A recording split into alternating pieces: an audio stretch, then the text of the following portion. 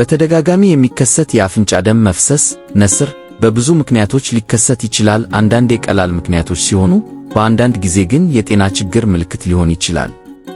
የአፍንጫ ደም መፍሰስ ዋና መንስኤዎች 1. የአፍንጫ ውስጥ መድረቅ። ደረቅ አየር በሙቀት ወይም በአየር ማቀዝቀዣ ውስጥ ረጅም ጊዜ መቆየት። የአፍንጫ ውስጥ ሽፋን መድረቅና መሰንጠቅ። 2. አፍንጫን መቆፈር ወይም መጉዳት። አፍንጫን በጣት መቆፈር፣ ከባድ ማስነጠስ፣ በስፖርት ወይም በአደጋ የሚደርስ ጉዳት። 3. ኢንፌክሽን፣ ጉንፋን፣ የሳይነስ ኢንፌክሽን፣ አለርጂ። 4. ከፍተኛ የደም ግፊት፣ በተለይ በአዋቂዎች ላይ ተደጋጋሚ ነስር ሊያስከትል ይችላል። 5. የደም መርጋት ችግር፣ የደም መርጋት በሽታዎች፣ የፕሌትሌት እጥረት። 6. መድኃኒቶች፣ አስፕሪን፣ የደም ማቅጠኛ መድኃኒቶች፣ አንዳንድ የአፍንጫ ስፕሬዎች። 7. ሌሎች ምክንያቶች፣ የአፍንጫ ፖሊፕ፣ የአፍንጫ እጢዎች፣ የጉበት በሽታ፣ የደም ካንሰር አይነቶች።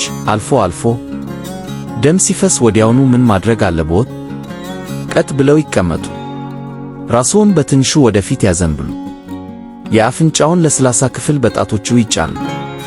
ለ10-15 ደቂቃ ሳይለቁ ያዙት። በአፍንጫ ውጭ በኩል ቀዝቃዛ ጨርቅ ወይም በረዶ ያድርጉ። የማይመከሩ ነገሮች፣ ራስን ወደ ኋላ መመለስ፣ ወዲያውኑ መተኛት፣ ደሙ እስኪቆም ድረስ አፍንጫን መንፋት። እንዴት መከላከል ይቻላል? በቂ ውሃ ይጠጡ። የአፍንጫ ውስጥ እርጥበት እንዲኖር ቫዝሊን ወይም የጨው ውሃ ስፕሬይ ይጠቀሙ። አፍንጫን መቆፈር ያስወግዱ።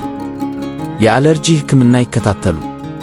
የደም ግፊትዎን በመደበኛነት ያስመርምሩ። በጣም ደረቅ አየር ካለ የአየር እርጥበት ማመንጫ ሄማይኔፌር መጠቀም ይችላሉ። መቼ ሐኪም ማየት አለብዎት? ከሚከተሉት አንዱ ካለ በቶሎ ወደ ሕክምና ተቋም ይሄዱ።